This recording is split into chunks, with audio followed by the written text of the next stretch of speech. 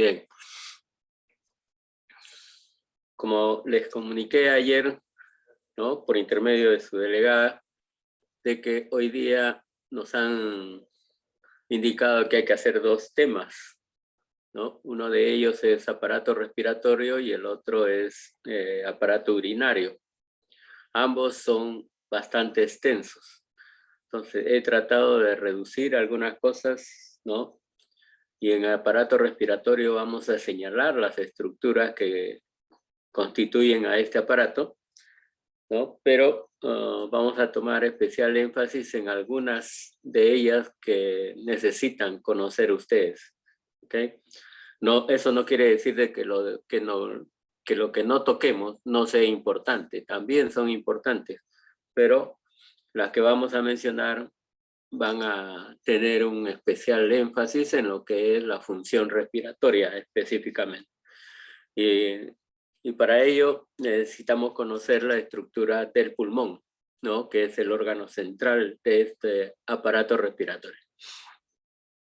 Muy bien, vamos a comenzar y tratar de aprovechar este tiempo, ¿okay? La lista lo pasaremos al final. Bien, aparato respiratorio.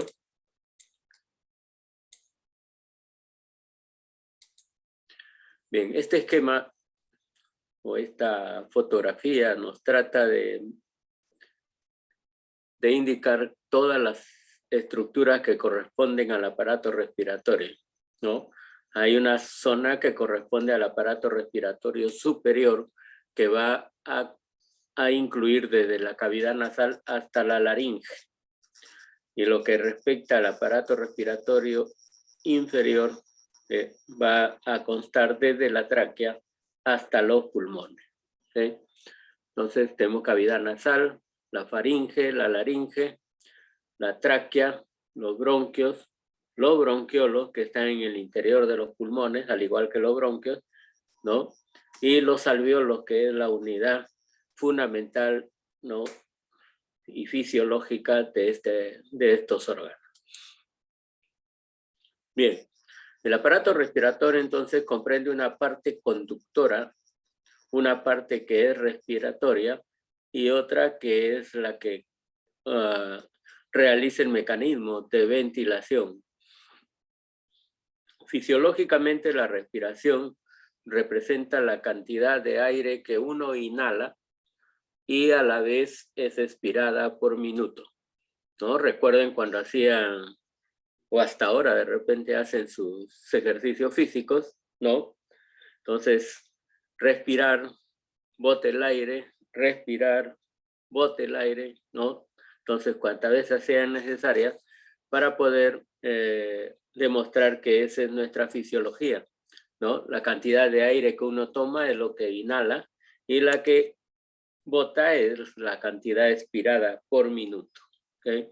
Eso nos va a dar la capacidad de oxigenación hacia nuestros pulmones. Por eso es que el oxígeno captado en el momento de la inhalación se va a emplear en los procesos oxidativos del organismo y se va a formar el anhídrido carbónico. Este anhídrido carbónico es nocivo y necesariamente debe ser eliminado mediante el mecanismo de la expiración. Cuando decimos bote el aire, eso es el mecanismo de la expiración. Que no es lo mismo que decir ya expiró, ¿no es cierto? Ese tiene otra consideración, ¿okay? Debemos de tener en cuenta que hay una porción conductora, una porción respiratoria. En la porción conductora prácticamente son las vías aéreas, que va a comprender desde las fosas nasales, también los senos paranasales, la cavidad oral, la faringe, ¿no?, que corresponden a las vías aéreas superiores. Luego la laringe, la tráquea y los bronquios son las vías aéreas inferiores. Esta porción conductora tiene como finalidad entibiar y humedecer el aire inspirado, eliminando los vapores insolubles y también el polvo, las bacterias, etcétera, que son captados por la mucosa del aparato respiratorio. Por algo esa mucosa del aparato respiratorio tiene cilios en la parte más apical de sus células, y es precisamente para poder realizar este proceso, para evitar de que esos elementos contaminantes del medio ambiente puedan ingresar directamente hacia el pulmón. Y vamos a tener una porción respiratoria que comprende toda la estructura pulmonar, donde específicamente se va a realizar el intercambio gaseoso entre la sangre y el aire inspirado. Y en base a ello vamos a tener el mecanismo de ventilación. Para este mecanismo de ventilación vamos a incluir el tórax, los músculos intercostales, el diafragma y el tejido conectivo elástico de los pulmones. Todas esas estructuras intervienen en este mecanismo de ventilación y tiene como función desplazar el aire desde y hacia la parte respiratoria mediante el mecanismo que hemos mencionado, que es la inspiración y la expiración. Bien, vamos a ver algo referente a la laringe, ¿no? Las fosas nasales la hemos obviado un poco porque también es extenso, y la observación de sus estructuras histológicas también es extenso, pero probablemente ustedes lo van a observar mejor cuando hagan sistema nervioso, ¿no? Porque las fosas nasales tienen también sus terminaciones nerviosas, ¿no? Que van a ayudar a este proceso. ¿Okay? Bueno, acá hemos invertido estos rótulos, ¿no? Esto de faringe abierta es en esta vista, ¿ok? Prácticamente la faringe abierta va a persistir así en el proceso de respiración. Pero cuando uno está alimentándose, ¿no? Y sobre todo en el proceso de la deglución, esta faringe debe cerrarse. Es un mecanismo que puede decirse que es directo, ¿no? Apenas uno va a ingerir la comida, esta faringe se cierra. Pero por eso siempre se nos indica, ¿no? No hables cuando estés comiendo. ¿Okay? El hecho de hablar favorece que esta faringe se abra y el alimento pase hacia esa estructura, ¿no? Y la persona se puede atragantar. ¿Y qué hay que hacer de urgencia en esos casos?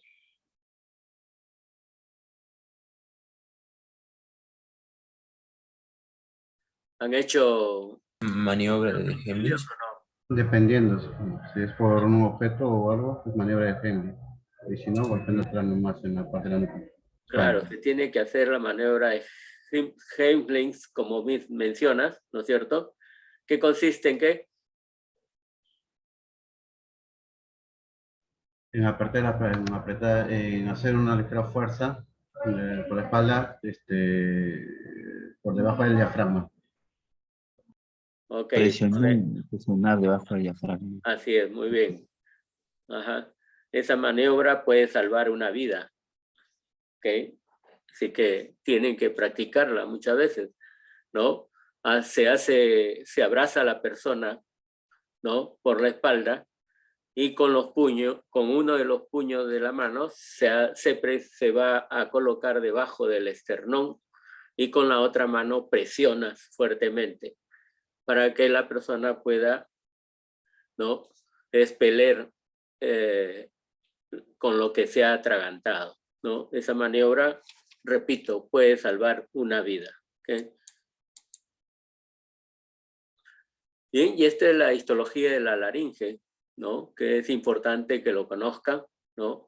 Lógico que a veces es difícil conseguir láminas que demuestren esta estructura, ¿no? Pero lo más habitual es que muchas veces en un cadáver se pueda extirpar la laringe, ¿no? En la mayoría de cadáveres, sobre todo cuando se hace autopsia, no se extirpa la faringe, o la laringe, perdón, ¿no? La faringe tampoco.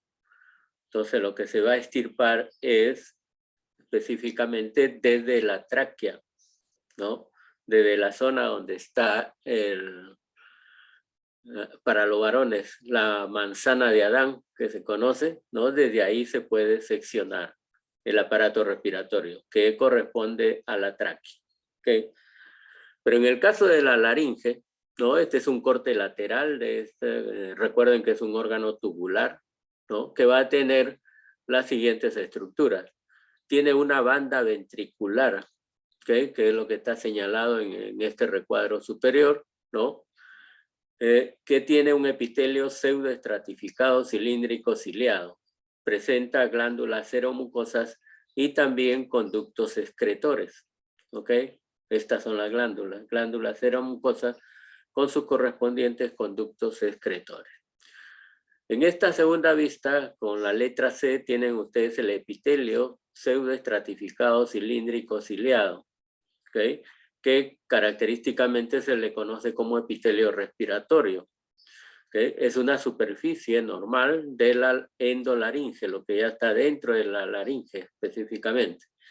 Y lo habitual es que se va a considerar ahí que existe una cuerda vocal falsa. Aquí es donde está la cuerda vocal, pero esta cuerda vocal es falsa, que tiene el epitelio respiratorio como la cubierta específica.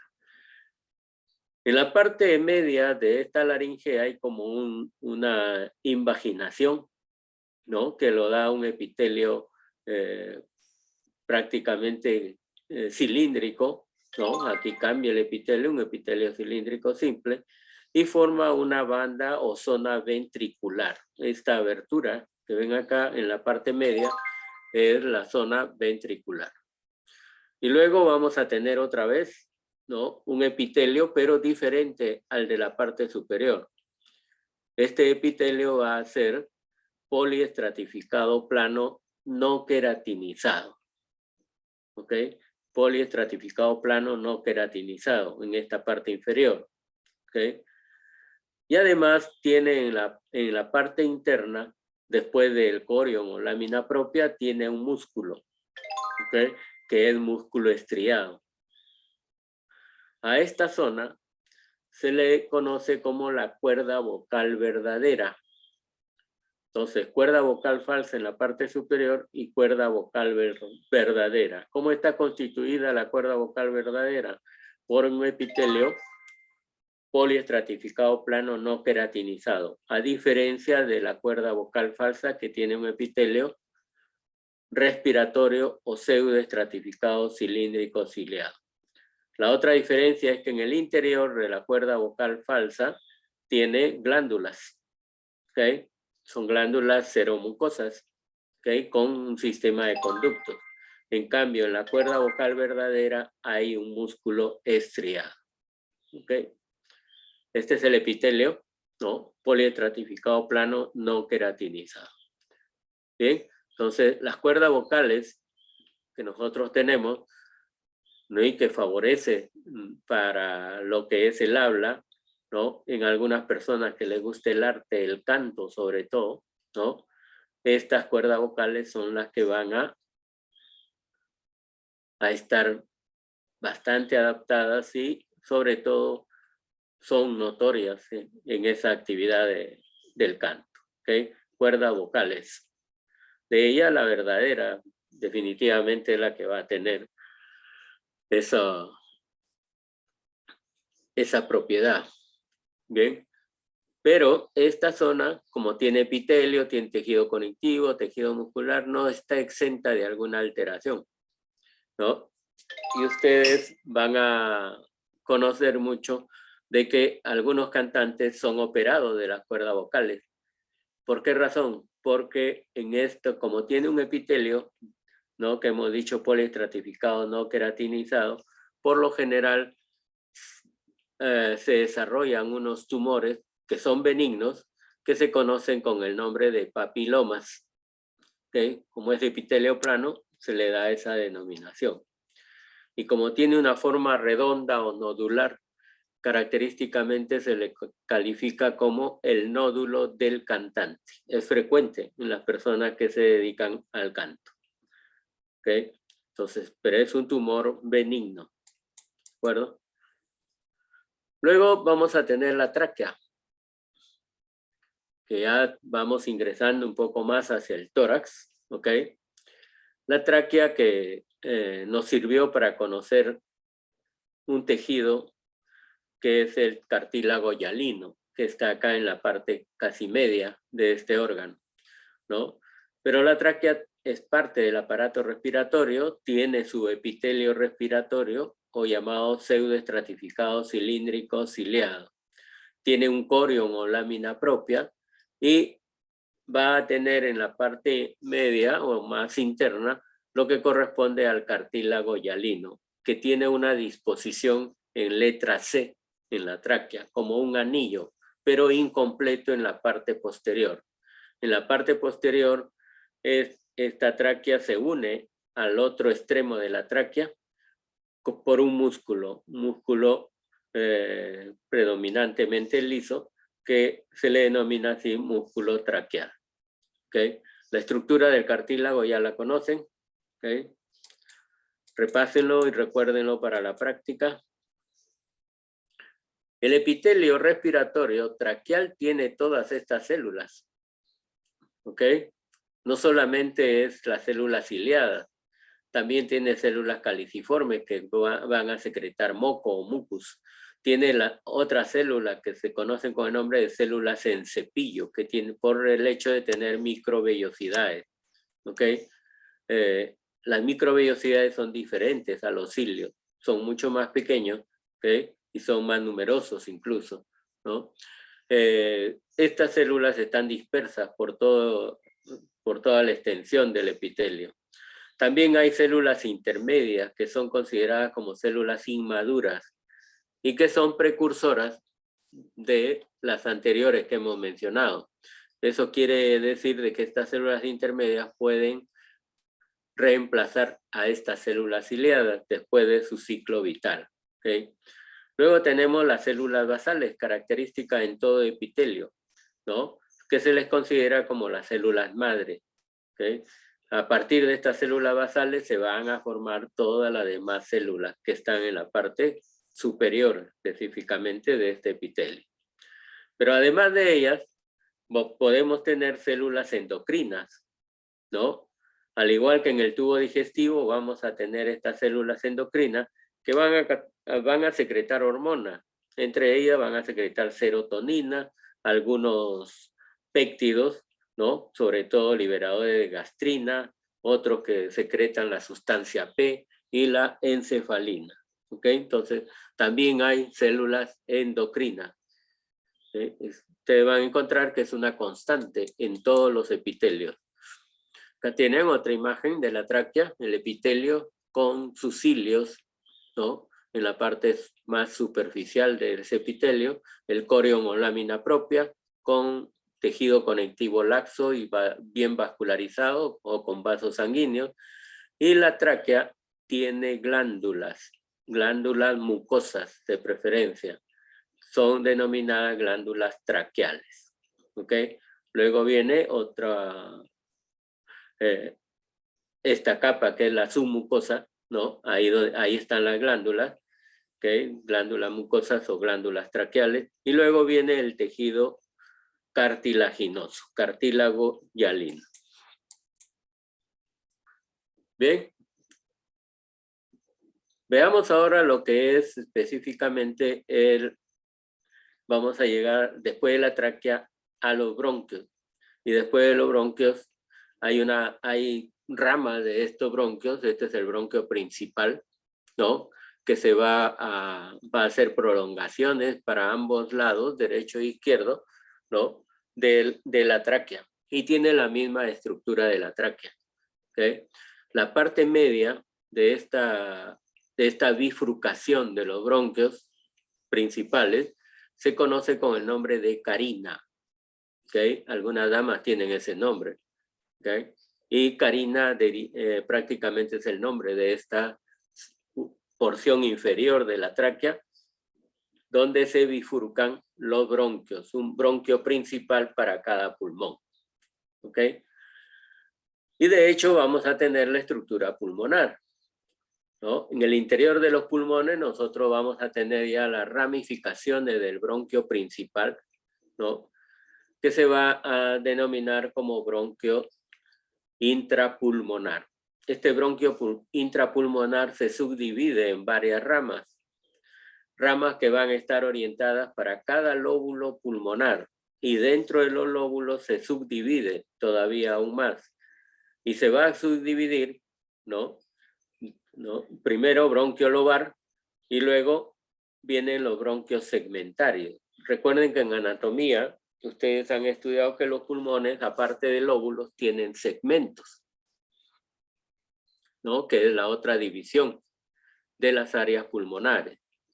Y luego vamos a tener, después de estos bronquios segmentarios, vamos a tener ya la presencia de bronquiolos. ¿Ok? Y en el bronquiolo vamos a encontrar uno que se denomina bronquiolo terminal. ¿Por qué razón? Se le denomina así porque ahí termina la porción conductora de lo que es el aparato respiratorio, ¿no? Bronquiolo terminal, entonces ahí termina la porción conductora. Y se denomina así porque solamente estas estructuras sirven de conducción del aire inspirado para que llegue hacia la última parte de esta estructura, que son los alvéolos. Entonces vamos a tener un bronquiolo terminal que estamos diciendo ahí termina la porción conductora y se inicia la porción respiratoria. Esta porción respiratoria comprende el bronquiolo respiratorio, que histológicamente tiene características diferentes al bronquiolo terminal. Luego vamos a tener el conducto alveolar. Después los sacos alveolares. Y estos sacos alveolares están formados por alvéolos pulmonares. Entonces, toda esa es la estructura. Especialmente debemos de conocer cómo son las estructuras de los bronquios y diferenciarlos de los bronquiolos para después conocer los sacos alveolares, conductos alveolares y los alvéolos, ¿no? Es una secuencia que debemos de recordar. Bien, acá tienen la descripción de los pulmones anatómicamente, ya lo conocen, ¿no? Se dividen en lóbulos, el del lado derecho tiene 3 lóbulos y 2 en el izquierdo, ¿no? Incluyendo el lóbulo de la língula, que que no es considerado un lóbulo aparte. Por eso es que en el izquierdo hay 2 lóbulos. Bien, esos lóbulos están separados por fisuras bastante profundas, ¿no? Y en la parte interna ya vamos a encontrar lo que es el árbol bronquial. En anatomía, si ustedes tuviesen la actividad presencial, ¿no? Al tener un pulmón, estarían diseccionando cada área que corresponde a los lóbulos, ¿no? Luego a lo que va a corresponder después a los lobulillos, ¿no? Y lo van a hacer a través de la sección de cada bronquio, hasta llegar hasta la última parte del bronquio, que son los bronquiolos terminales, porque las partes más pequeñas es más difícil de hacer la disección. ¿Okay? Entonces, todo el árbol, toda la distribución de los bronquios se conoce como árbol bronquial. En ambos pulmones, no se olviden.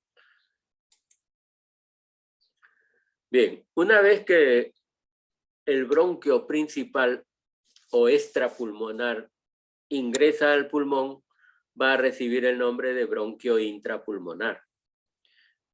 Y el bronquio intrapulmonar es muy parecido a la tráquea o al mismo bronquio extrapulmonar, con la única diferencia de que el cartílago no está en forma de letra C o no está continuo. El cartílago en el bronquio intrapulmonar está segmentado. Este es un segmento, acá hay otro, este es otro y acá también, ¿no? Y está dispuesto alrededor de lo que corresponde a la estructura propia de la mucosa, ¿no? de este bronquio. ¿Okay? El epitelio del bronquio intrapulmonar es el típico epitelio respiratorio, ¿no? Es decir, epitelio cilíndrico pseudoestratificado ciliado. En cortes transversales van a observar ustedes lo que es la luz, ¿no? Una luz que debe estar libre siempre. Si por A o B razón nos encontramos con material mucoide y con leucocitos, eso nos va a indicar de que esta parte de los bronquios ha sufrido una inflamación por A o B razones. ¿Ok? Luego van a tener un tejido conectivo, ¿no? Que se denomina corion o lámina propia, inmediatamente después de este epitelio respiratorio. ¿Ok? Además, va a presentar músculo, pero un músculo que no es tan prominente, ¿no? Que en las estructuras bronquiolares recibe un nombre propio, ¿no? Que es el músculo de Rey-Sense. ¿Ok?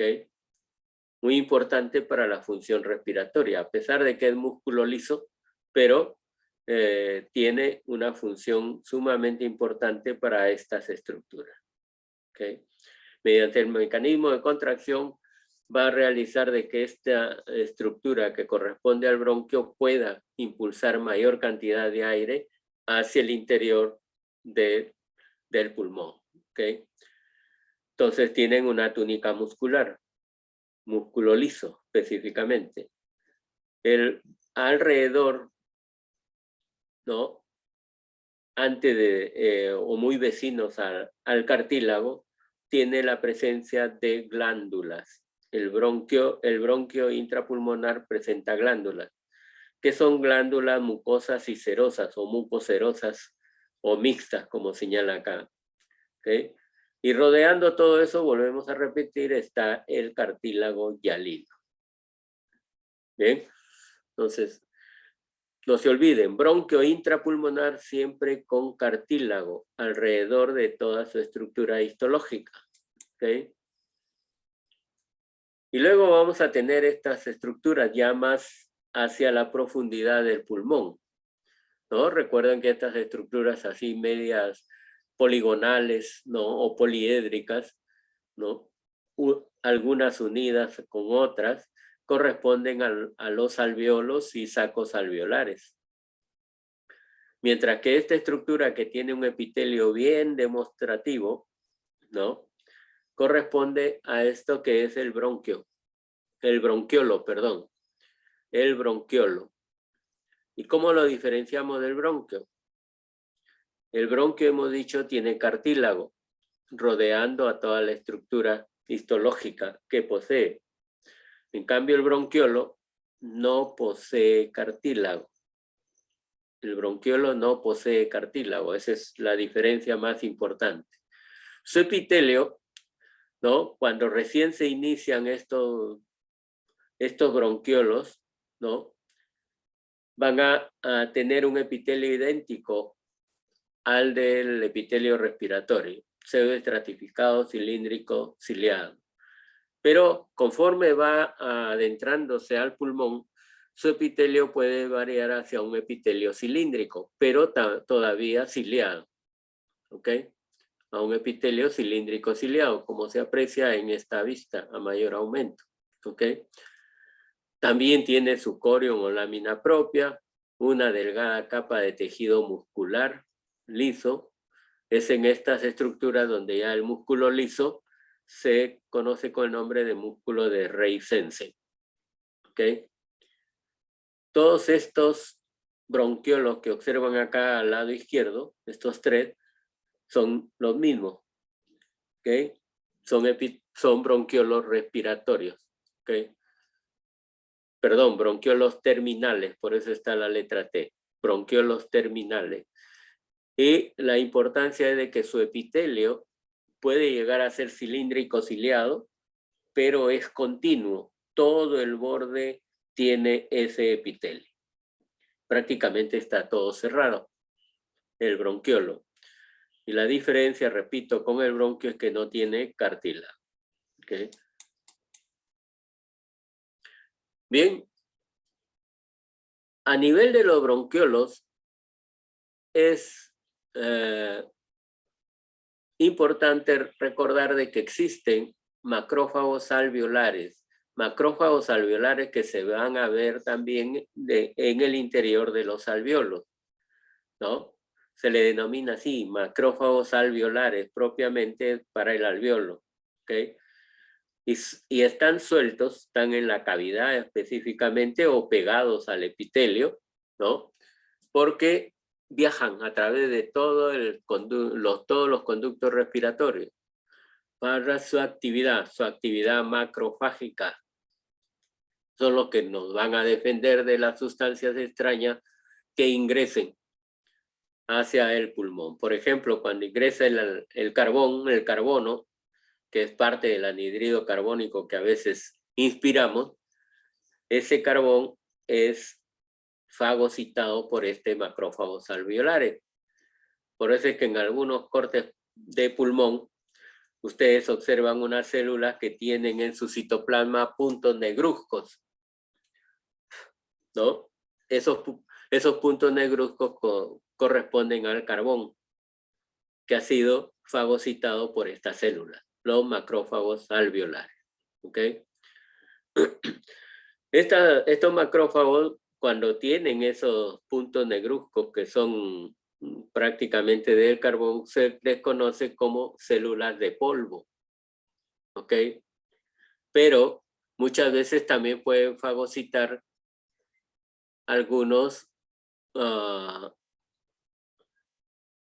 restos que corresponden a los hematíes, ¿no? Que es el pigmento, sobre todo la hemosiderina, que son puntos parduzcos, ¿no? Y cuando se encuentra esa hemosiderina, que debe confirmarse con una coloración especial, se indica o se conoce a estos macrófagos como células de la insuficiencia cardíaca. ¿Okay? Entonces, es demostrable muchas veces que cuando se hace una biopsia pulmonar y se encuentra la célula macrofágica con el contenido de hemosiderina, es muy probable que el paciente tenga también una insuficiencia cardíaca, ¿no? Entonces, este es el borde de un bronquiolo y a su alrededor están los alveolos. ¿Okay? Bien, entonces esto es lo que hemos visto, el bronquiolo terminal, que representa el término de la porción conductora. Tiene un epitelio cilíndrico simple, continuo, en su porción más profunda en el pulmón, ¿no? Su epitelio llega a ser cilíndrico simple, ¿ok? Continuo. Acuérdense bien, por eso van a reconocer este bronquiolo terminal. No hay cartílago. Inmediatamente tiene músculo, sí, el músculo de Reisense. E inmediatamente después de eso van a tener ustedes la presencia de los alveolos. ¿Ok? Y tenemos que diferenciarle este bronquio terminal del bronquiolo respiratorio. El bronquiolo respiratorio que hemos dicho, ahí se inicia la porción respiratoria del pulmón. ¿Ok? O de todo el trayecto de la estructura respiratoria. ¿Ok? ¿Qué lo diferencia? Bueno, de hecho que no tiene cartílago, tampoco. Lo que lo va a diferenciar es que el bronquiolo respiratorio tiene un epitelio, o se indica mayormente que tiene no es cilíndrico, que tiene un epitelio cúbico, simple. ¿Ok? Pero además es discontinuo. En muchas zonas del trayecto de este epitelio no hay esa continuidad de todo el epitelio. ¿Ok? Entonces, esa es una diferencia básica. El bronquiolo respiratorio, su epitelio es cúbico, no se olviden, es cúbico simple, discontinuo. ¿Y a qué se debe esa discontinuidad? este bronquiolo se relaciona directamente con los alvéolos por estas zonas discontinuas. ¿Va a presentar músculo? Sí, presenta. Presenta el músculo de Reisense. ¿Ok? Músculo liso, no se olviden. También tiene una muy delgada capa de lámina propia o corión. ¿Ok? Este bronquiolo respiratorio se le denomina así porque ahí se inicia la porción respiratoria. ¿Ok? Entonces, con el bronquiolo respiratorio, después vamos a tener, aquí tienen parte del bronquiolo respiratorio, observen, discontinuo, se comunica con los alvéolos. Y además, después de este bronquiolo respiratorio, viene lo que corresponde al conducto alveolar. Conducto alveolar. El conducto alveolar es la unión, es la zona de unión entre dos o más sacos alveolares. ¿Ok? Estas estructuras que son más pequeñas que el conducto alveolar corresponden a los sacos alveolares. ¿Y por qué se le llama así sacos alveolares? Porque estos corresponden a la unión de 2, 3 o más alvéolos. ¿Ok? Observen. 1, 2, 3, 4, 5, 6 alvéolos formando este saco alveolar. La unión de esos sacos alveolares forman el conducto alveolar. Y el conducto alveolar se va a continuar con el bronquiolo respiratorio. ¿Ok? Todo es una secuencia. ¿Ok? Entonces, comenzamos siempre del alvéolo, muchas veces, si es que lo queremos decir al revés de lo que hemos mencionado. El alvéolo, sacos alveolares, ¿ok? Luego, la unión de varios sacos alveolares, el conducto alveolar. Del conducto alveolar viene el bronquiolo respiratorio. Del bronquiolo respiratorio continúa el bronquiolo terminal, ¿ok? El bronquiolo terminal. Y del bronquiolo terminal viene el bronquio intrapulmonar. Y después del bronquio intrapulmonar, el bronquio extrapulmonar. Para continuarse después con la tráquea. Entonces, toda esa estructura tienen que recordarla bien. ¿Ok? Ahora, las paredes de los alvéolos, ¿no? Tiene unas células que característicamente se denominan neumocitos. ¿Ok? Estos neumocitos son de dos tipos. El tipo 1, que se caracteriza porque tiene núcleo y citoplasma aplanado. Es como si fuesen células planas, con el núcleo también alargado o aplanado.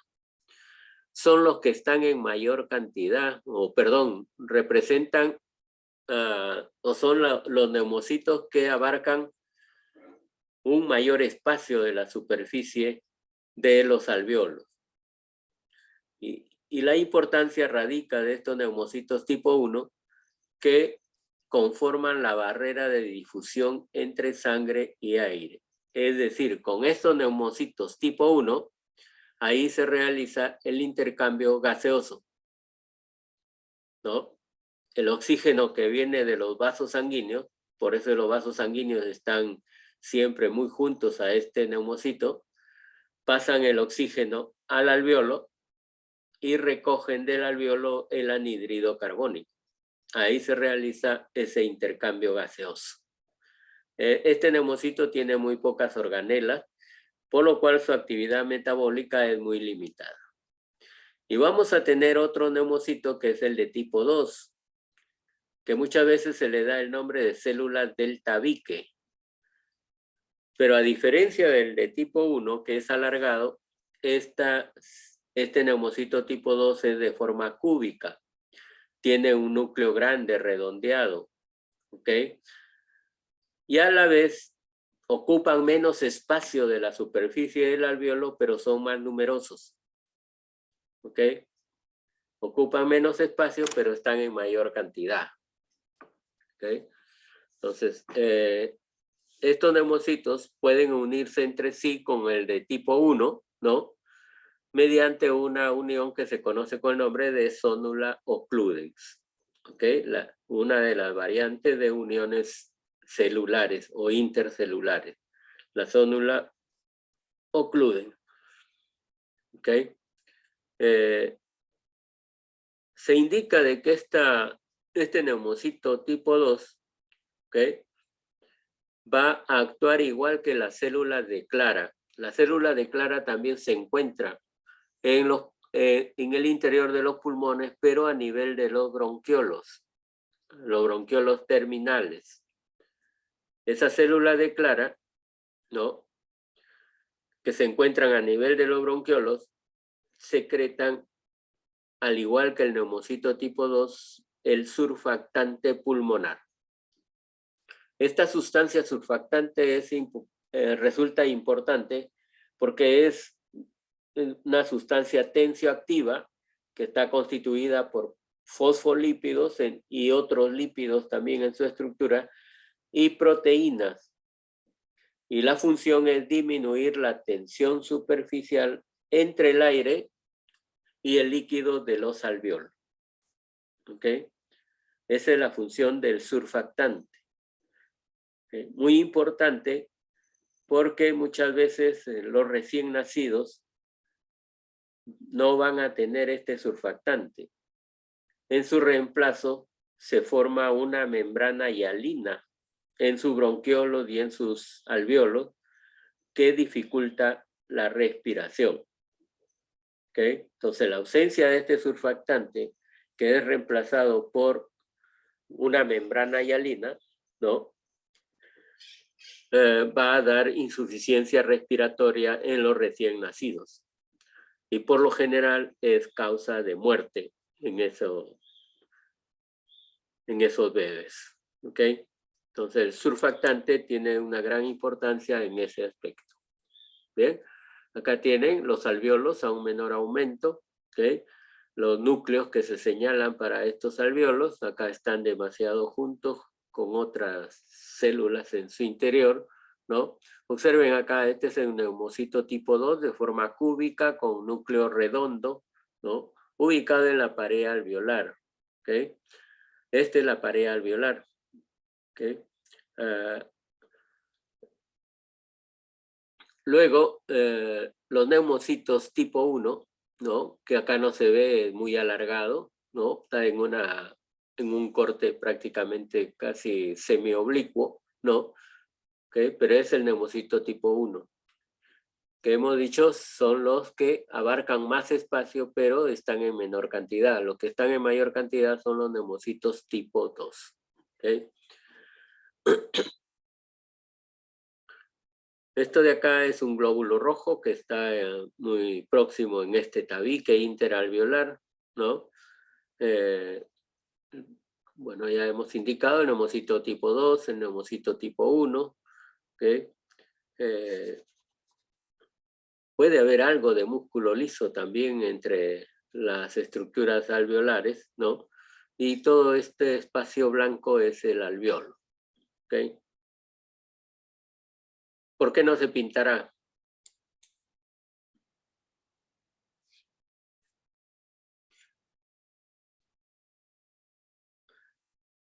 Definitivamente con la coloración hematoxilina eosina el aire no se pinta, ni con otro tipo de coloración. Solamente se van a pintar los bordes o las células que están constituyendo a esos alvéolos. ¿Ok? Bien. Y para terminar debemos mencionar algo en relación a la pleura. ¿Okay? La pleura es lo que cubre a los pulmones, pero consta de dos capas. Una pleura visceral, o llamada también pulmonar, porque cubre directamente a estos órganos, a los pulmones. Y la otra pleura que se denomina parietal, ¿no?, que actúan como si fuese una serosa, ¿no?, y tiene células mesoteliales, y esta es la que está adosada a la parrilla costal. ¿Okay? Entonces, ambas van a estar separadas por un espacio que se conoce con el nombre de espacio pleural o cavidad pleural, que debe ser un espacio virtual. Es decir, no debe estar ocupado por nada ese espacio. Y es lógico que sea un espacio virtual, ¿no es cierto? Porque si está ocupado por algo, el pulmón no va a poder realizar la función característica de él, no va a poder realizar ni lo que es cuando uno toma el aire, ¿no? La inspiración ni la expiración. Es lo que va a ocupar ese espacio pleural, ¿no? Por lo general a veces es líquido, ¿no? Un líquido ceroso en su interior, dificulta la respiración pulmonar. Entonces, es lo característico que pueden ver ustedes muchas veces en casos clínicos, lo que es el derrame pleural. ¿Okay? Cuando se llena de líquido estos espacios pleurales. Entonces, va a tener el paciente dificultad respiratoria y puede llegar a una insuficiencia respiratoria. Entonces, hay que ver la causa de esos derrames pleurales. ¿Okay? Muchas veces puede haber pus también, ¿no? Contaminación bacteriana que genere pus y se puede llenar de pus esa área. ¿Ok? Entonces hay que dar el tratamiento adecuado. Bien. Entonces acá explicamos cada uno de ellos. La pleura visceral que recubre directamente al pulmón está constituido por células mesoteliales que van a estar sobre un tejido conectivo denso. ¿Ok? Y que va a ser de un determinado grosor. A veces tiene fibras elásticas y se continúa con el tejido conectivo de los tabiques interlobulares ya en el interior del pulmón. Bien. Y la pleura parietal, que también tiene mesotelio, reviste la cara interna de la pared torácica. ¿Ok? Y prácticamente esta pleura parietal se origina por un repliegue o un reflejo que hace la pleura visceral a nivel del hilio pulmonar.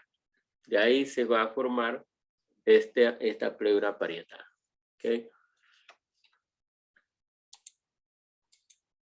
Muy bien, acá tienen la imagen de la pleura, el pulmón en la parte más superior, ¿no? Los alvéolos, los sacos alveolares, conductos alveolares, el intersticio pulmonar que es bien vascularizado, ¿ok? Y acá tienen la pleura visceral, la que recubre directamente al pulmón, y hacia afuera el espacio pleural, ¿ok? Recuerden que la pleura parietal está hacia la parrilla costal. Muy bien, eso en relación a lo que es prácticamente el pulmón.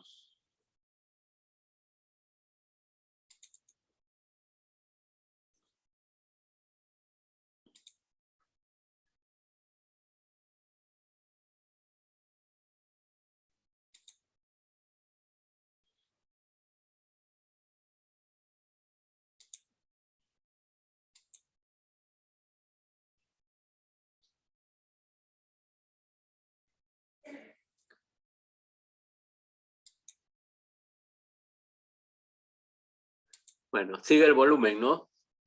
La grabación. Sí, profesor. Bien, veamos ahora lo que es el aparato urinario. ¿Ok? Tengan en cuenta esto. Sobre todo en mi caso, ¿no? Ya por la edad vamos más lentos, pero no hay que detenerse nunca. Hay que seguir avanzando. Bien, hoy nos toca ver lo que es el aparato urinario. El aparato urinario está constituido por lo que corresponde a los riñones, que son los órganos más importantes de este aparato, que son bilaterales, ¿no? Cada riñón va a emerger de estos riñones un uréter en cada uno. Y estos uréteres desembocan en la vejiga, ¿ok? Y de la vejiga se va a presentar la uretra, que es la parte final para la excreción de la orina. ¿Ok? Esta uretra va a tener sus diferencias en relación al sexo, ¿no? Es diferente la uretra masculina que la uretra femenina. Bien, acá tienen lo que es la anatomía del riñón, ¿no? Ya hemos dicho, son órganos pares, tienen una forma de habichuela o de haba, para ser más preciso, ¿no? O si alguien quiere decir con algo más grande, tiene la forma de un payar también, ¿no?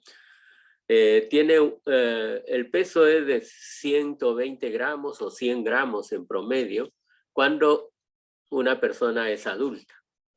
En los bebés, estos riñones miden o pesan cada uno 20 gramos a lo mucho. ¿Okay?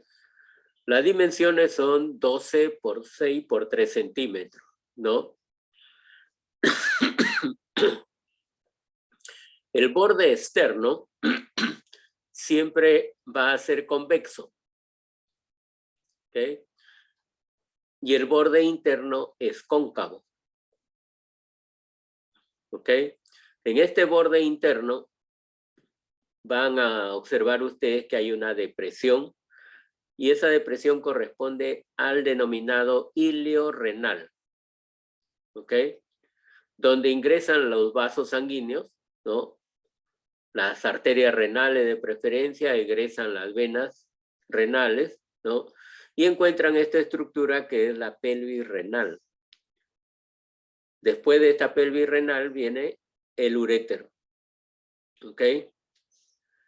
Además, todo el órgano es recubierto por una capa de tejido conectivo denso, que cuando el riñón es normal y uno realiza la autopsia, esa cápsula se puede liberar libremente o fácilmente. ¿Ok? Ustedes sacan la cápsula en forma rápida. Pero si el riñón ha tenido cuadro de pielonefritis, esta cápsula va a ser difícil de retirar. ¿Por qué razón? Porque se han formado cicatrices en este órgano, ¿no? Y que se conocen con el nombre de cicatrices de pielonefritis. Y eso es lo que impide que se descapsule fácilmente el riñón. ¿Okay? Entonces, apenas se realice una autopsia y se ve el riñón que tiene cicatrices, con toda seguridad el paciente ha tenido pielonefritis. Cuando se corta sagitalmente este órgano, ustedes van a notar dos áreas, aunque este es un dibujo, no es directo un riñón, ¿no? Van a encontrar un área que es el área cortical o corteza del riñón, que acá lo ven en una tonalidad totalmente anaranjada por el dibujo, ¿no? Pero esta zona, que es la corteza, va a presentar unos puntitos rojitos muy pequeños cuando ustedes lo observen directamente, ¿no? Que van a corresponder a los glomérulos renales. Son sumamente pequeños, ¿ok? Luego van a tener estas estructuras que son las conocidas pirámides renales, ¿okay? Que corresponde a lo que va a ser la zona medular del riñón, mayormente conformada por túbulos, por el sistema tubular. Los glomérulos por lo general están en la corteza y los tubos están en la corteza y también están en esta zona medular. Cada uno de ellos hay que conocerlos, son de diferentes tipos, ¿no? Entonces, la zona medular tiene estas formas casi piramidales, ¿no? Con la base hacia el lado de la corteza, ¿no? Que se conoce así, con el nombre de pirámides renales, ¿ok? Estas pirámides renales están divididos por los conductos y a la vez por una vena o los vasos que pasan a través de ellos, ¿no? Que corresponden a las denominadas columnas de Bertin o de Bertin, ¿ok? Estas pirámides renales desembocan en lo que son los cálices. inicialmente son los cálices menores. Cada una de estas pirámides desembocan ahí en su respectivo cáliz. Pero estos cálices se van a unir y forman los cálices mayores. Los cálices mayores también se unen posteriormente y desembocan en lo que es la pelvis renal. Y esa pelvis renal se continúa con el uréter. ¿Okay? Entonces, eso es el sentido que van a tomar todas las estructuras renales que al final desembocan en la pelvis renal. ¿Ok? Acá tiene la descripción de lo que hemos dicho en forma más habitual o más definida, ¿no? Lo importante que tenemos que conocer es cuál es la función renal o en qué consiste esta función renal. ¿Okay? El riñón o los riñones, para ser más específicos, son fundamentales para el equilibrio hidroelectrolítico y ácido básico de nuestro organismo. ¿Ok? Porque se encarga de eliminar parte del líquido y junto con ese líquido que es la orina, se eliminan también algunas sustancias, algunos iones que corresponden a los electrolitos. ¿Ok? Por eso es que puede haber una reabsorción en los túbulos renales, ¿no? Puede haber una gran reabsorción de agua, puede reabsorberse estos iones electrolíticos, también se reabsorben algunas sales, minerales, azúcares y también algunos otros carbohidratos y proteínas, pero que son de bajo peso molecular. Y se va a producir la orina, ¿no? Manteniendo la homeostasis bioquímica interna de nuestro organismo. Se indica incluso de que el total de irrigación que tenemos, que son los 5 litros de sangre, ¿no? Van a filtrarse, ¿no? Podemos mencionarlo de alguna forma, cada 5 horas se filtra todo el contenido de la sangre para eliminar las sustancias que no van a ser útiles. ¿Okay? Entonces, creo que en esto último me estoy equivocando en cuanto al tiempo, pero los 5 litros de sangre pasan definitivamente para poder eliminar todo el contenido de sustancias que no son útiles para el organismo a través del riñón. ¿Okay? La frecuencia oscila mayormente en las 24 horas. Por eso es que uno va al servicio higiénico 3 o 4 veces al día, ¿no? ¿Okay? Lo que no sucede cuando uno está en reposo. Cuando uno duerme, lo habitual es que se levante una vez durante la madrugada y en algunas personas a veces no se levantan esa única vez, ¿no? Entonces, lo importante es de que con esa orina nosotros mantenemos nuestro equilibrio de agua y de electrolitos. ¿Okay? Pero además el riñón cumple una función endocrina. Y esa función endocrina está dada por la producción de hormonas, ¿no? Y las hormonas que se producen en el riñón son la eritropoyetina y la renina. Eritropoyetina, que es importante para lo que es la formación de los glóbulos rojos, ¿no? Esta eritropoyetina va a producirse en el riñón y posteriormente por vía sanguínea viaja hacia la médula ósea para ayudar a la producción de glóbulos rojos. Y el sistema, lo que es la renina, para controlar la presión arterial, como vamos a ver después en una estructura muy importante del riñón. Bien, la unidad funcional del riñón es la nefrona, o también si quieren lo mencionan en masculino, el nefrón. ¿Ok?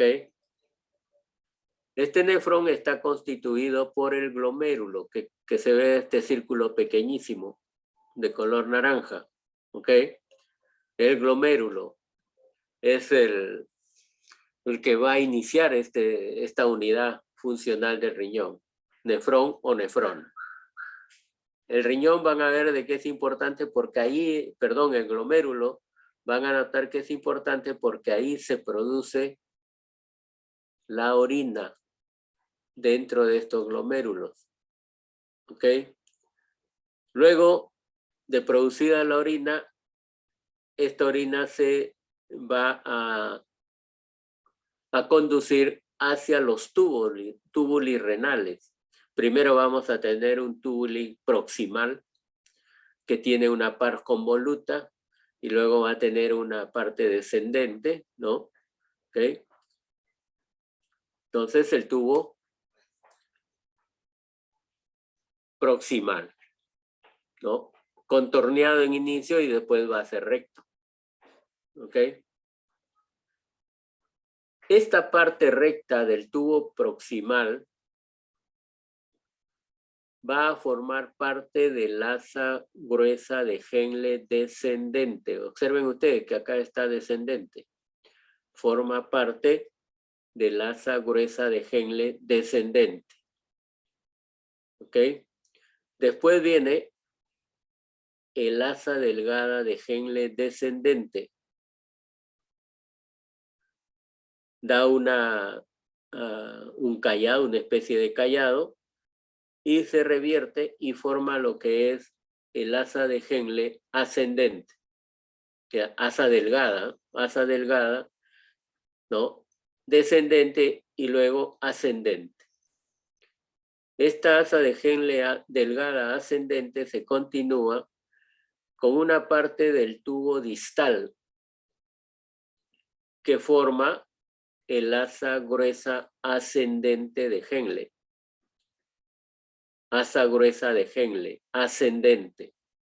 Y va a terminar en lo que es el tubo contorneado distal. ¿Ok? Hasta ahí llega el asa de Henle. Pero este tubo contorneado distal se va a continuar después con los tubos colectores. Tubos colectores. ¿Ok? Que desembocan en lo que viene a ser las pirámides, ¿no? O perdón, los cálices. Los cálices menores, después pasa a los cálices mayores, luego a la pelvis renal y se continúan con lo que es los uréteres. ¿Ok? Entonces, todo este es el sistema de nefrón o nefrona. Todo el recorrido que hace a través de diferentes túbulos, ¿no? La orina para ser eliminada por las vías urinarias. ¿Ok? Pero observen, el glomérulo, muchos de ellos van a estar en toda la corteza, en toda la parte superior de la corteza. ¿Ok? Y vamos a tener otros glomérulos que van a estar ubicados muy cerca a la zona medular. Entonces, a estos glomérulos que están cercanos a la zona medular, se les conoce como glomérulos justamedulares. Glomérulos justamedulares. El término justa es junto a. Eso es lo que significa. Por eso estos glomérulos que están junto a la zona medular se le denomina así. Glomérulos justamedulares. Observen cómo estos glomérulos que están más cerca a la zona medular, sus tubos colectores recorren más espacio, ¿no? Y en la zona medular no hay glomérulos. Todos son un complejo sistema de tubos renales, de túbulos renales. ¿Ok? Entonces, es lo que muchas veces los túbulos que están presentes en la zona cortical están entremezclados unos con otros y se les conoce como el laberinto cortical, la disposición de esos tubos. ¿Ok? Mientras que en la zona medular ya son mucho más orientados, más definidos específicamente. ¿Ok?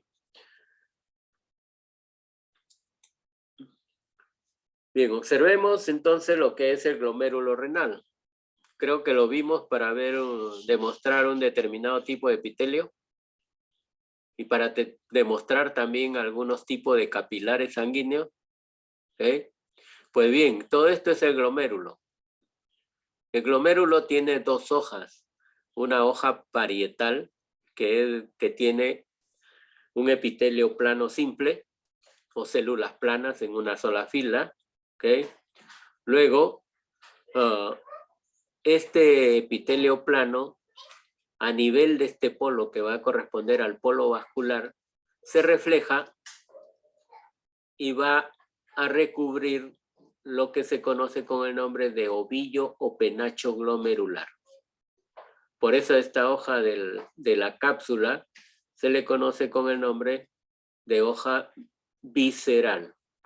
Hoja visceral de la cápsula que tiene un nombre propio, que es la cápsula de Bowman. Hoja parietal y hoja visceral. Entre ambos también hay un espacio que se conoce con el mismo nombre, el espacio de Bowman o espacio urinario. ¿Ok? Entonces, lo que corresponde al ovillo glomerular o penacho glomerular, que está constituido por capilares fenestrados, ¿ok? Acuérdense, corresponde al inicio de estos capilares en el polo vascular, donde se ubica la arteriola aferente. Esta arteriola aferente ingresa al glomérulo, se enrolla sobre sí misma, ¿no? Y va a salir o egresar por el mismo polo vascular, convertida en una arteriola eferente. ¿Ok? Entonces es son los mismos ramales de esta arteriola aferente, ¿no? Que conforman a estos capilares glomerulares. ¿Ok? En el lado opuesto de este polo vascular, acá, van a tener el polo urinario. ¿Ok? ¿Por qué razón polo urinario? Porque va a estar en contacto con el tubo proximal, el tubo contorneado proximal. Porque la orina que se filtra en este ovillo glomerular pasa al espacio urinario y se elimina a través de los túbulis. ¿Cuáles son los primeros? De los túbulis contorneados proximales. ¿Ok? Entonces, la importancia del glomérulo es que aquí se realiza la filtración de la orina. La sangre que viene hemos dicho, todos los 5 litros de la sangre durante el día circulan a través de estos capilares. Lógico que no es en un solo glomérulo, en todos los glomérulos que hay en el riñón, ¿no? Todas las sustancias que no son necesarias de bajo peso molecular son eliminadas con la orina que se filtra a este nivel. Esa filtración de la orina hay que tenerla en cuenta y saber cómo se realiza en el interior de estos capilares. ¿Ok? Luego vamos a mencionar la estructura de estos capilares. ¿Ok? O del ovillo glomerular. Acá tienen una simplificación de ello. ¿Okay? Estos son los capilares fenestrados, porque tienen algunos orificios por el cual va a pasar o se va a filtrar la orina. Pero en ese glomérulo no solamente vamos a tener capilares, ¿no? Hemos dicho que la hoja visceral de la cápsula de Bowman va a presentar unas células que se conocen con el nombre de podocitos. La hoja visceral ya no tiene epitelio plano, tiene estas células que se llaman podocitos. Y estos podocitos emiten prolongaciones de su citoplasma que son de 3 órdenes, ¿no? Uno más grande, que es de primer orden, otro más pequeño, que son de segundo orden, y los más pequeños, de tercer orden, que están en íntima relación con el capilar sanguíneo. ¿Ok?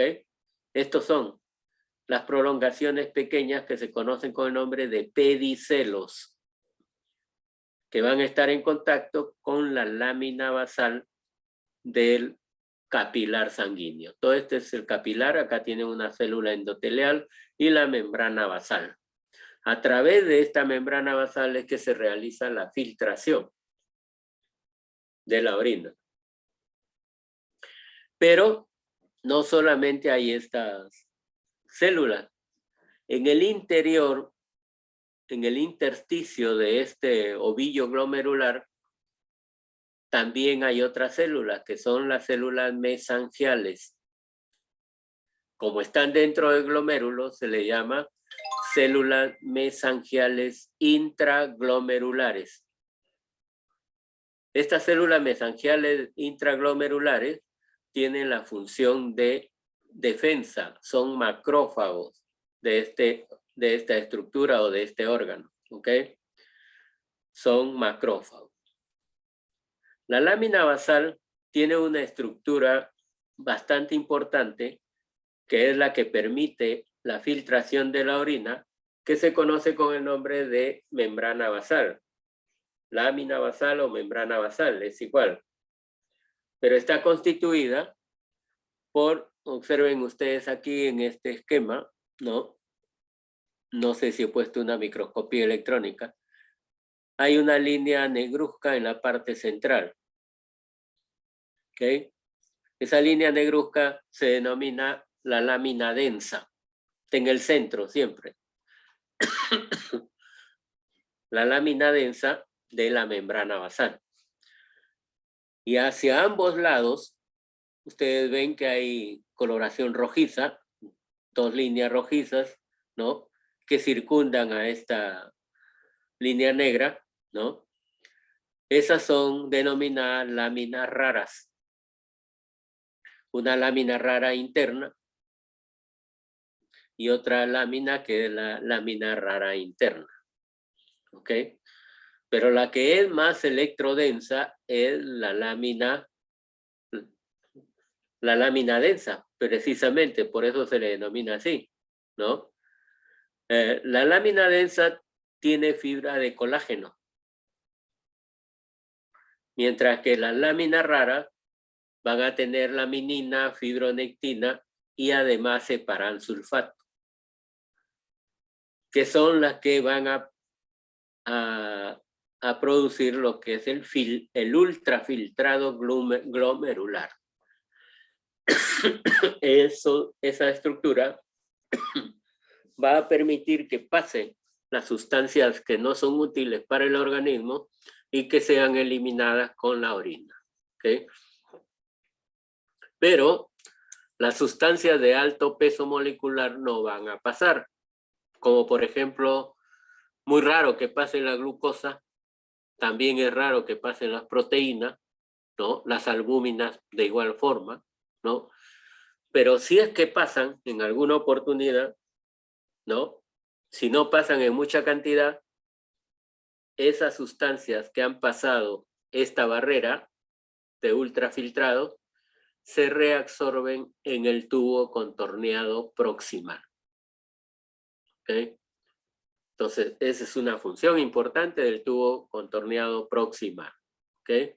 Entonces, esta es la estructura de la barrera de filtración, ¿no? La capa endotelial interna del capilar, el endotelio capilar prácticamente, luego la membrana basal del capilar glomerular que hemos mencionado que tiene sus 3 capas, ¿okay?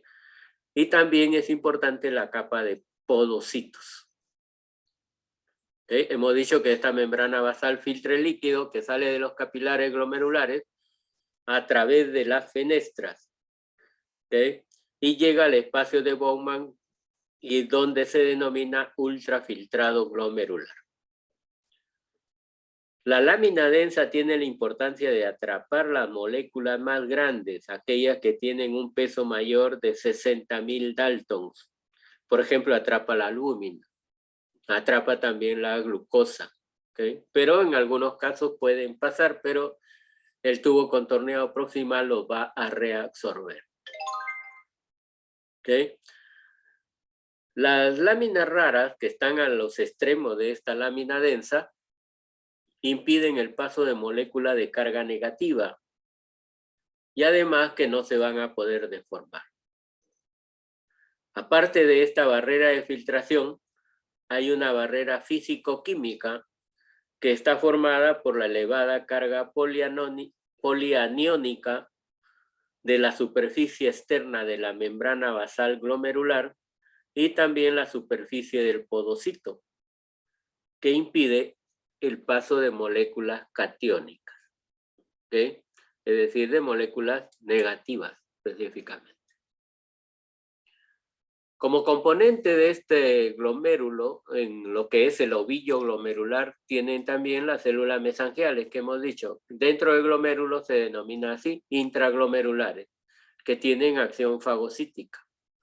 Pero vamos a observar después que fuera del glomérulo, sobre todo a nivel del polo vascular, también hay estas células mesangiales, pero ahí se le denomina extraglomerulares, que tienen diferentes nombres. Se le va a denominar células Purkinje, células Lasis o cojines polares, que tienen la importancia de formar el aparato justaglomerular, junto con la mácula densa, que es parte del tubo contorneado distal. ¿Ok? Acá tienen algunos ejemplos clínicos, ¿no?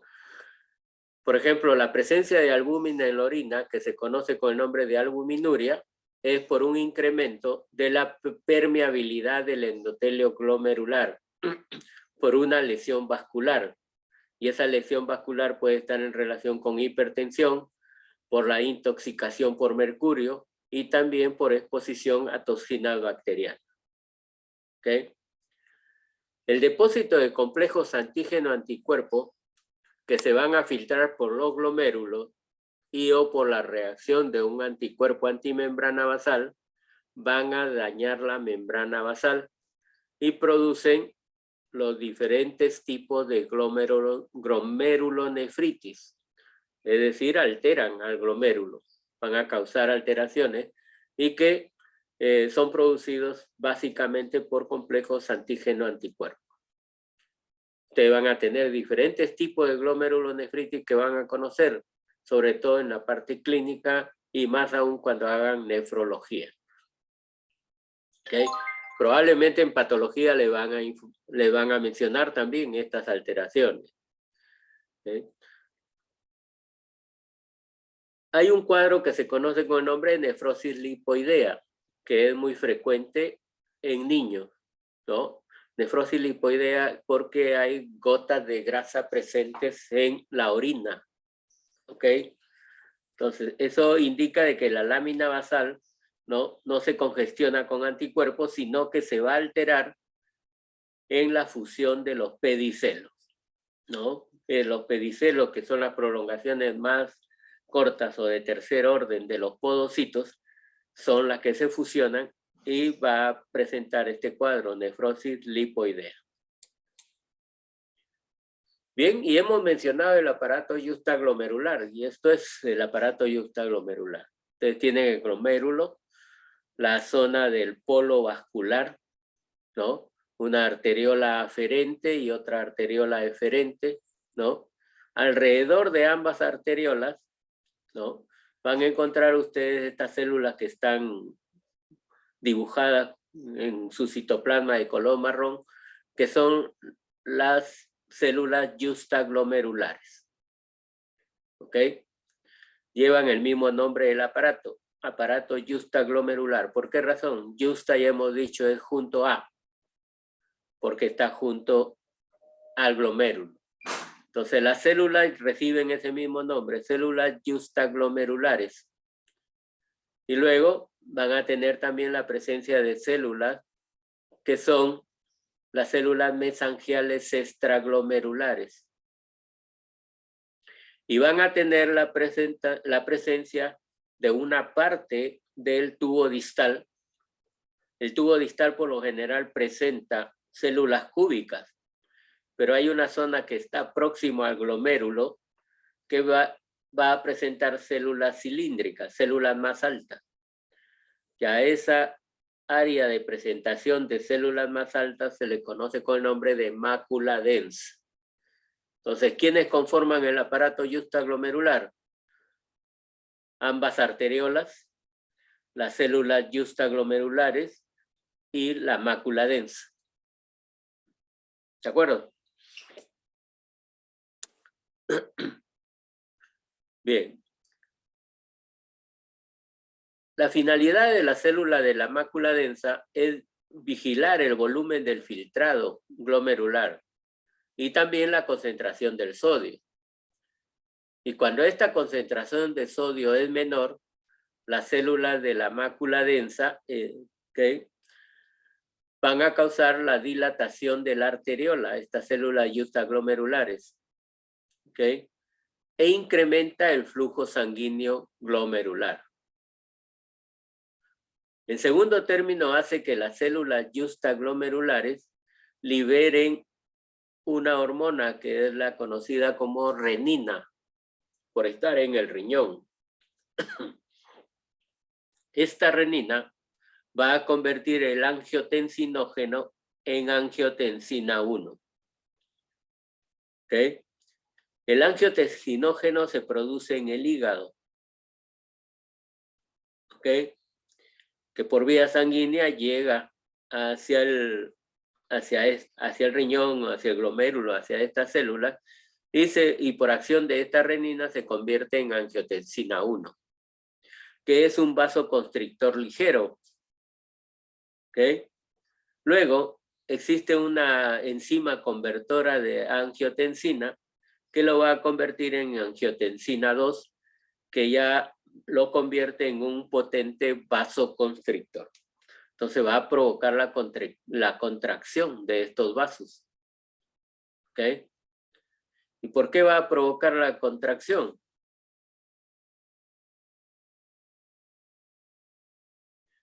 Porque al existir una concentración de sodio menor, la arteriola se va a dilatar. Y al dilatarse, ingresa mayor cantidad de sangre hacia el glomérulo. Entonces, esta renina tiene como función, ¿no?, convertir a estos vasos en un potente vasoconstrictor. Lo cual va a contribuir a que el paciente tenga una mayor presión arterial. Entonces, mediante este sistema de renina, cuando hay falla renal, puede incrementarse la presión arterial. Por eso es que los pacientes que tienen nefropatías casi siempre cursan con hipertensión arterial o presión arterial alta. Acá tienen una coloración especial de tricrómica, ¿no? La visión del aparato justaglomerular. Parte del glomérulo, su polo vascular. Acá están las arteriolas, en esta zona. La mácula densa, que corresponde al tubo distal. Observen cómo las otras células son cúbicas, son más bajas. En cambio, la mácula densa tiene las mismas células, pero más altas, son casi cilíndricas. Entonces, a este nivel del polo vascular del riñón se le denomina mácula densa, no se olviden.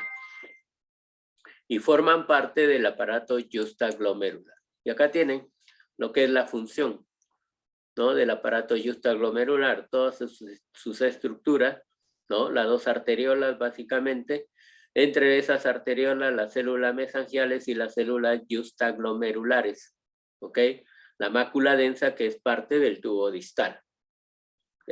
Entonces, ¿cuáles son los efectos de la angiotensina 2? Uno, es un vasoconstrictor potente, por lo cual provoca una hipertensión arterial. 2, síntesis y liberación de ADH. Hay resorción del sodio y cloro en el tubo contorneado distal y del agua en el tubo colector. Y va a provocar polidipsia, que es incremento del líquido tisular. Luego, bueno, provoca un incremento de líquido en el interior del riñón que va a originar polidipsia en el paciente. ¿Okay? Luego elimina e inhibe la liberación de renina, por lo cual debe haber un mecanismo de retroalimentación. También libera prostaglandina, ¿no? Que es la vasodilatación de la arteriola deferente, pero conservando el índice de filtración glomerular, ¿no? Este es el proceso, mediante el cual la angiotensina 2 va a repercutir en lo que es la función renal, sobre todo del aparato justaglomerular. Lo que también tenemos que conocer son los túbulis, ¿okay? Los túbulis renales, los que ayudan a la excreción de la orina. ¿Okay? Hemos mencionado que la orina formada o filtrada en el glomérulo pasa al túbulo proximal, ¿no? Entonces, el tubo proximal tiene una parte que es la parte convoluta, ¿okay? Que es el tubo contorneado, ¿no? Convoluta le denominan también, y va a tener una porción recta que hemos dicho de la porción gruesa descendente e inicio del asa de Henle. La par convoluta tiene una capa de células cúbicas, ¿okay? De citoplasma eosinófilo, la tienen, ¿okay? Su citoplasma es bien eosinófilo y es una forma de diferenciarlo de los otros túbulis, ¿ok?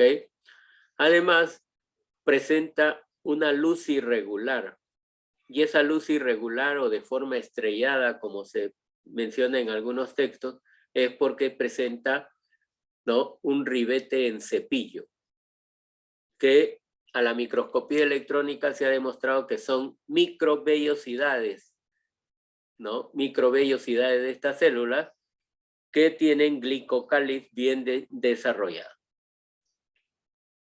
Tiene una gran cantidad de lisosomas, abundantes vacuolas en su citoplasma y en la base de aspecto estriado, ¿no?, debido a la presencia de numerosas mitocondrias alargadas. ¿Okay? Eso es a la microscopía electrónica. Acá no lo vamos a observar así. Solo vamos a observar la irregularidad de la luz, ¿no?, porque tiene microvellosidades y que se conoce como el ribete en cepillo, y su citoplasma es sumamente eosinófilo y el núcleo es central y más ubicado hacia la base. ¿Okay? La función de estos túbulos proximales es reabsorber el 70% de agua por ósmosis. ¿Okay? O sea que la orina que se filtra pasa a este tubo y todo lo que es agua se reabsorbe a este nivel, sobre todo el 70% de agua. Y también se reabsorbe los iones sodio. Y además, si es que ha pasado glucosa o algunos otros elementos, son reabsorbidos en este túbulo en forma total, ¿no? Por eso se indica, reabsorben totalmente glucosa, aminoácidos, vitamina y proteína. Las proteínas lo hacen por endocitosis, específicamente. Y luego van a tener ustedes el tubo distal, ¿ok? El tubo distal, desde ya tienen que conocer que tiene una luz regular, una luz uniforme. No es irregular como el proximal, es una forma de diferenciarlo. Y además, el citoplasma de sus células es de un rosado más claro. No es tan eosinófilo como en el tubo contorneado proximal. Bien. Acá está una descripción de las células y la función de este túbulo proximal. ¿Okay? Ustedes lo pueden leer muy bien. Luego vamos a tener el asa de Henle, ¿no?, que hemos dicho tiene tres partes. Una parte recta del tubo proximal, que es el segmento grueso descendente. Luego viene el segmento delgado, que tiene una porción descendente y otra ascendente. Y luego viene la parte recta del tubo distal, que es el segmento grueso del asa de Henle, ¿no? Segmento grueso ascendente. ¿Okay? Los segmentos delgados ¿no? En la porción justa medular o muy cerca a la médula, van a ser largos, tienen rama ascendente y descendente. Luego se continúa con la par recta del tubo distal. Están revestidas por epitelio aplanado. El asa gruesa delgada tiene un epitelio aplanado, ¿ok? Que muchas veces se puede confundir con vasos sanguíneos, con los capilares especialmente. Entonces, ¿cómo lo diferenciamos? Los vasos sanguíneos, por lo general, siempre tienen hematíes en su luz.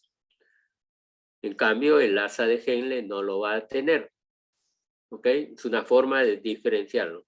A no ser que el paciente tenga problemas de hematuria, que a través de los túbulos esté pasando sangre. Entonces ahí va a ser más difícil la diferenciación. ¿Ok? Estas células a la microscopía electrónica que conforman el asa de Henle delgada también tienen microvellosidades. ¿Ok? Acá tienen asa de Henle gruesa y asa de Henle delgada hacia la parte inferior. Acá también asa de Henle gruesa, asa de Henle delgada. ¿Ok? Que están señalados acá con estos asteriscos. ¿Ok? Y acá la diferencia. ¿Ok? Asa de Henle delgada con un vaso sanguíneo. Los vasos sanguíneos siempre tienen hematíes. ¿Ok? Las asas de Henle no. ¿Ok? Este es el asa de Henle. ¿Ok? A diferencia del vaso sanguíneo que sí posee hematíes. Y la diferenciación hay que hacerla, ¿por qué? Porque las células del asa de Henle son aplanadas, que se confunden mucho con las células endoteliales del vaso. El tubo distal, acá tienen una vista, este es el tubo distal, este es el tubo contorneado proximal, ¿no? Entonces hemos dicho que característicamente sus células también son cúbicas, presentan una luz regular, ¿ok? Pero también se ha demostrado que tiene microvellosidades a la microscopía electrónica, pero esas microvellosidades son más cortas, ¿ok? Y el citoplasma de sus células es menos coloreado que lo de tubo proximal, ¿ok? Bien, esta es la microscopía electrónica del tubo distal, ustedes lo pueden leer muy bien, ¿no? Pero el tubo distal es crucial para el control del equilibrio ácido básico para la concentración de la orina. ¿Okay? No se reabsorben los iones sodio, ¿okay? Y los iones potasio se van a excretar. Los iones bicarbonato son excretados y los hidrogeniones se excretan acidificando la orina. ¿Okay? Todo esto es dependiente de la acción que ejerza la hormona antidiurética o aldosterona. La hormona antidiurética tiene acción sobre el tubo distal y también lo va a tener sobre los tubos colectores. ¿Okay? Y la acción es aumentar la permeabilidad del tubo para la absorción de agua, tanto en el tubo distal como en los tubos colectores. Vamos a tener diferentes alteraciones metabólicas a nivel de los túbulos. ¿Okay? Ya nos hemos pasado de tiempo. ¿Okay? Y estos son los síndromes que se señalan en relación a esas alteraciones. ¿Okay?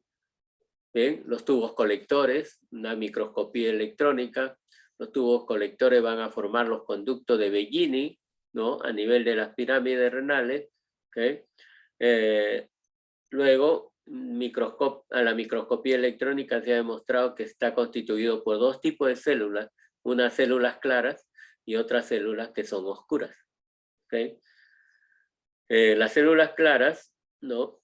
Va a tener microvellosidades, mientras que las células oscuras va a tener unas prolongaciones que se conocen con el nombre de lamelipodios. Estos son a la microscopía óptica los tubos colectores.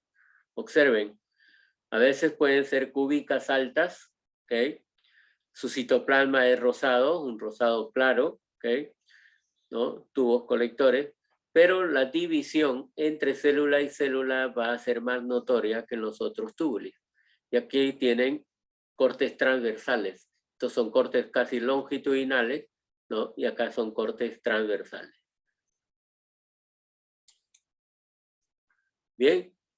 También tiene alteraciones. Las características de estos tubos colectores: puede reabsorberse agua y la hormona antidiurética va a actuar sobre ellos. Es importante mencionar también a nivel del intersticio renal todo el tejido conectivo que está entre los túbulos y entre los glomérulos. ¿Por qué razón? Porque hay fibroblastos, ¿no? Y tiene células presentadoras de antígenos que son macrófagos, ¿ok? Los fibroblastos corticales van a intervenir en la producción de eritropoyetina, que van a estimular la eritropoyesis en la médula ósea. ¿Ok? Entonces, esta hormona que se produce en el intersticio renal ayuda a la producción de glóbulos rojos a la médula ósea. ¿Ok? En cambio, los fibroblastos que están a nivel de la zona medular se modifican y se conocen como células intersticiales cargadas de lípidos. ¿Ok? Y producen lípidos que disminuyen la presión arterial. En especial, van a producir prostaglandina E y favorecen la eliminación de los iones sodio. Por eso es que disminuyen la presión arterial. ¿Okay? Tienen microscopía electrónica de estas células intersticiales, ¿no? No se olviden, sobre todo, la función o la producción de eritropoyetina, que ayuda a la formación de los glóbulos rojos. Bien, el resto lo vamos a ver en práctica, ¿okay? Sobre todo uréteres y la estructura de la vejiga. Por favor, atención a la lista. Agüero Solís. Presente, doctor. Buenos días. Buenos días, gracias. Alejo Silva. Presente, profesor. Gracias. Valdeón Cruzado. Presente, profesor. Buenos días. Gracias. Bazán Giraldo. Presente, profesor. Buenos días. Gracias. Cabrera Colonia. Cabrera. No he venido. Cárdenas Ruiz. Presente, doctor. Cárdenas. Sí, Cárdenas, presente. Gracias. Centeno Obregón. Presente, profesor. Buenos Gracias. días. Gracias. Checa Aguirre. Presente, profesor. Buenos días. Buenos días. Coasaca Gutiérrez. Presente, doctor. Bien. Cruz Milla. Presente, doctor. Buenos días. Gracias. Buen día. Cumpen Carrasco. Presente, doctor. Buenos días. Buenos días. Díaz Rivera. Díaz Santos. Presente, doctor. Buenos días. Gracias. Buenos días. Falcón Jiménez. Presente, doctor. Buenos días. Gracias. Buenos días. Garay Vázquez. Presente, doctor. Buenos días, Garay Vázquez. Buenos días. Gracias. Lizarbe Díaz. Presente, doctor. Buenos días. Muchas gracias. Loaiza Lazo. Presente, doctor. Buenos días. Buenos días. Montoya Ordóñez. Namuche Jaime. Tampoco. Ortiz Chajoli. Presente, profesor. Buenos días. Gracias. Osorio Quiñón. Presente, doctor. Buenos días. Buenos días. Pagan Doctor. Choquecagua. Pagan. Namuche. Doctor Namuche, Jaime, disculpe, mi audio está fallando. Presente. Ya, está bien. Pagan Choquecagua. Presente, doctor. Gracias. Pinchi Weaving. Quintana Inocente. Presente, doctor. Buenos días. Buenos días, gracias. Quispe Muñico. Ramírez Rique. Presente, doctor. Buenos días. Buenos días. Ricaldi Valiente. Presente, doctor. Buenos días. Buenos días. Ríos Trujillo. Robles Janampa. Profesor Ríos, Presente, doctor. Buenos días. Ríos Trujillo también. Sí, profesor, Robles. disculpe, presente. Gracias, gracias. Robles Janampa también, gracias. Rodríguez Rojas. Presente, profesor. Rodríguez Rojas Andrea. Así es. Ah, sí, Naomi, Presente, profesor. Buenos días. gracias. Romaní Collazo, Presente, doctor. Buenos días. gracias. Ruiz Urbano, Presente, doctor, buenos días. buen día. Salas Licona, Buenos días, doctor. Presente. buenos días. Sarabia Belén o Belén, Presente, profesor, buenos días.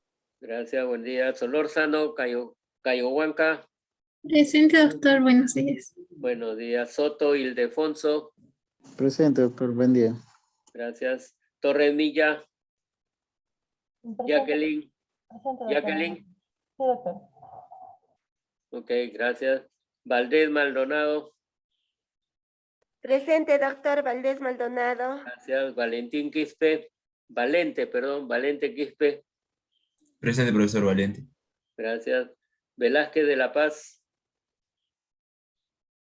Presente, doctor Velázquez. ok, gracias. Beli Farfán, Presente, doctor. Belis, Sí, Melis. Sí, presente. gracias. Vilches Ibarra,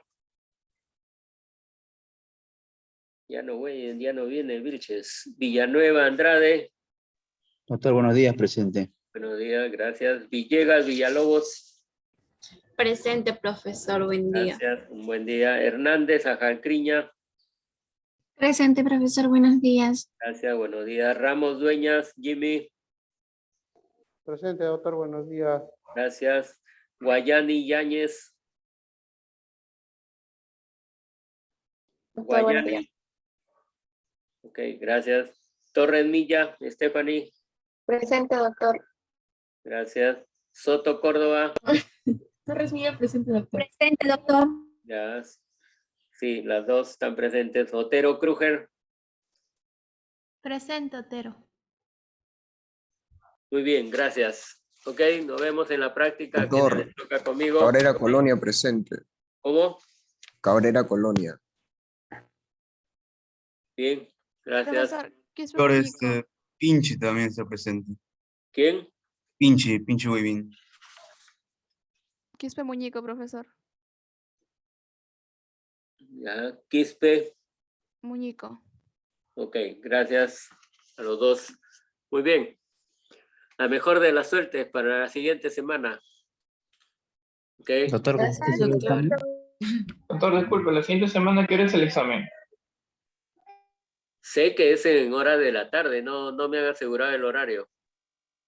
Se dice según horario de práctica, es a las 3:30. No va a ser en la...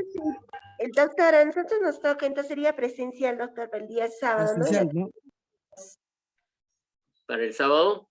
Sí, es presencial, doctor. En Sábado teoría, 18 el examen sí, hasta ahora sabemos que es presencial. Pero hay diferentes horarios O de sea, práctica. sería a las 3, doctor. A las 3 sería entonces. No tengo con precisión el horario, no me han indicado que eres. Sé que Nos es avisarán la fecha. un día, me imagino. Okay. No creo que sea en la mañana, creo que es en la tarde. ¿Bien? Sí, doctor. Okay. Doctor, ¿le parece que si puede confirmar el horario y usted me avisa por interno para yo poder hacerle presente a mis compañeros? Sí, por favor. ¿Para qué? Que confirme el horario para yo poder avisarle como la delegada a mis compañeros para que ya no haya ninguna duda. Ya, de acuerdo. Te lo hago presente por mensaje. ¿Ok? Doctor, muchas Gracias. Ya, a ustedes. Ya, doctor, gracias. Bien, por nada.